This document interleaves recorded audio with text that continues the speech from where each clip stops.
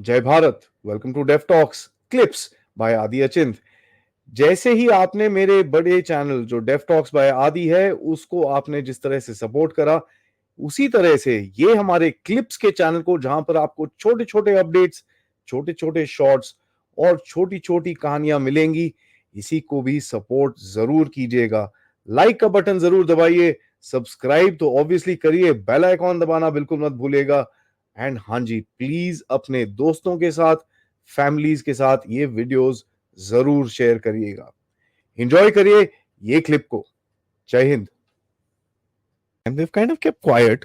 Global Times has been spewing gobar all the time. That's okay. Yeah. Gobar Times will do that. उसका नाम ही वही है. I don't have a problem with that. And we keep talking shit about China. They keep talking shit about us. It's fine. It's okay. Perfect. And that's kind of, I think, where India-China relations have come down to. You know, just keep talking shit. Army जो कर रही है, बंदे जो कर रहे हैं वो कर रहे हैं. Governments are antagonizing with each other. You're playing the games, but nobody wants to escalate the situation into a military this thing. Both sides, you can see that. Yeah. But China has been quiet. This election has, I really thought China would, play the game. Narratives, something coming in from China. Neville Roy Singham seems to be too busy with the protests in America rather than doing anything here. That's a very interesting sort of a game. And I was speaking to some China watchers. They're saying, you're right. I mean, if you read what people are saying within China, and I've actually covered this in one of my podcasts, what are the biggest authors in China who write about geopolitics? What have they said? Out of the 5 that I watched, 2 of them said Hindutva. And they quoted sources from DW and France 24 and you know what, all the leftist things. One said, well, you know what, Modi's done well for India. Why the hell not? As a matter of fact, he went ahead and said, a lot of Indians complain about dirty streets and stuff like that. He said, you should come and look at us when we were in the 90s. We were the same. Yeah. So India will, there's no problem. We're on the right track. And he was very appreciative about it. But at the end of it, he said they're overstepping. You can't ever beat China, this, that, you know. Of course. Yeah. Okay. And 2 of them, very interestingly, kind of didn't submit to Modi's victory, but they said this is inevitable. So all 5 pretty much accepted Modi's coming in. 2 of them were Hindutva, so probably trained in Stanford or Harvard somewhere. And this is what I observe of it. Any observations that you have about China? Why is it so quiet this election? It's very interesting to see the Chinese reactions and the Chinese attitude overall the past few months. Of course, like you said, there's been this barrage from both sides. Mostly the Chinese Global Times and their spokespeople about Zalengan or whatever the hell they call it and all that. They're renaming a few locations, geographic locations, blah, blah, blah. All this stuff. Standard Chinese activities and actions. But here's the thing. In this election, there are 2 options, right? There's Mr. Modi and the BJP, and then there's the India Alliance or whatever it's called, and all that. Now, from the Chinese perspective, let's examine both scenarios. One, Mr. Modi comes back to power, and they know exactly what's going to happen. I mean, they know how to deal with Mr. Modi. They know what it is. They know how it is for the past 10 years, so they know how to deal with Mr. Modi from their perspective.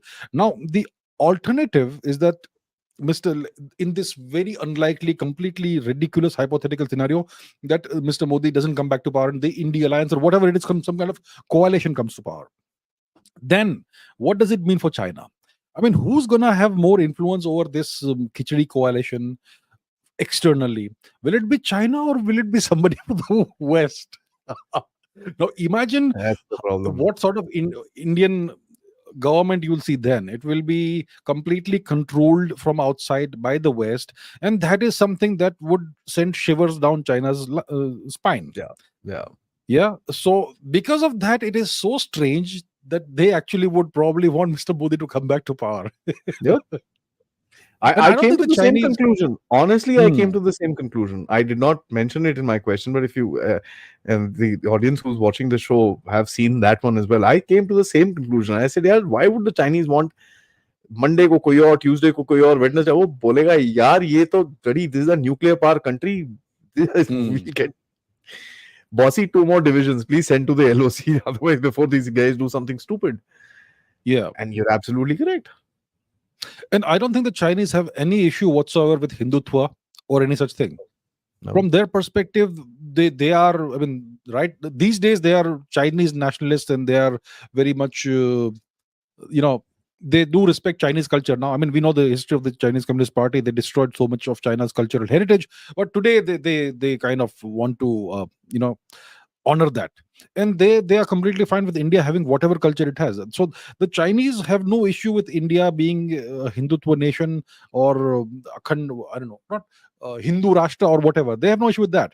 They're only concerned with the, like, in physics there's something called the black hole no hair theorem, in which a black hole, no matter what is inside, it is only described by three parameters: mass, charge, and angular momentum. Only three things.